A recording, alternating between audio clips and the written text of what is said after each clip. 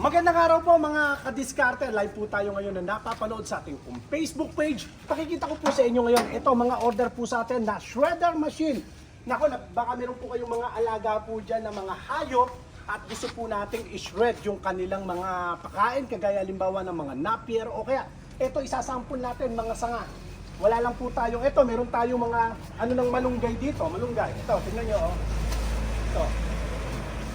Mga sanga ng malunggay, pero mas maganda kung mayroon po itong kasamang mga dahon. Napaka-effective po niyan sa mga alaga po nating hayop. Pero kaysa sunugin po natin itong mga damo, gaya nito o mga sanga, mga damo, mga sanga, mga dahon, kaysa sunugin po natin, pwede po natin yung maging organic fertilizer. Samahan niyo po ako, videoan po natin ang mga pa-order po sa atin na mga shredder machine. Magandang araw po sa lahat ng mga taga Davao de Oro. Boss Antonio Pelestino Hinampas, isa-isahin po muna yung kanilang mga pangalan.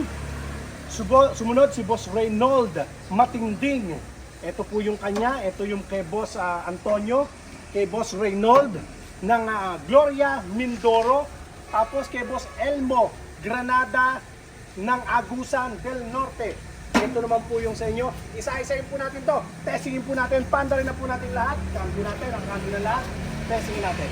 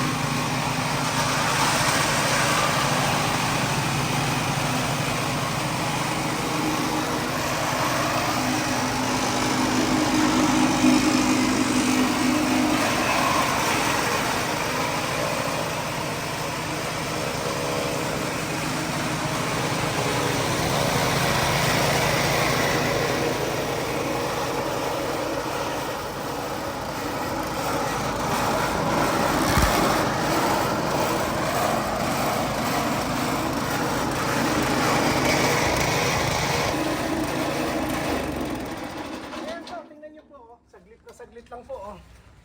Nako, pwede na po yung ganyan. Kung iyan po ay napier, saglit lang po, pwede nang pakain po sa ating mga alagang mga hayop. Sa lahat po ng mga interesado, pwede po kayong mag-message sa ating pong Facebook page o kaya ay sa ating pong YouTube channel. Pwede nyo rin po akong i-follow sa ating pong TikTok account. Search nyo lang po, Diskarte Pinoy TV. At sa mga nagtatanong kung magkano po ito, 29,500 lang po. Meron na po kayong 7 horsepower na shredder machine. Napakatibay at napaka-effective po nito. Tingnan nyo naman kung gaano po karami ang umu-order po sa atin. Ito po.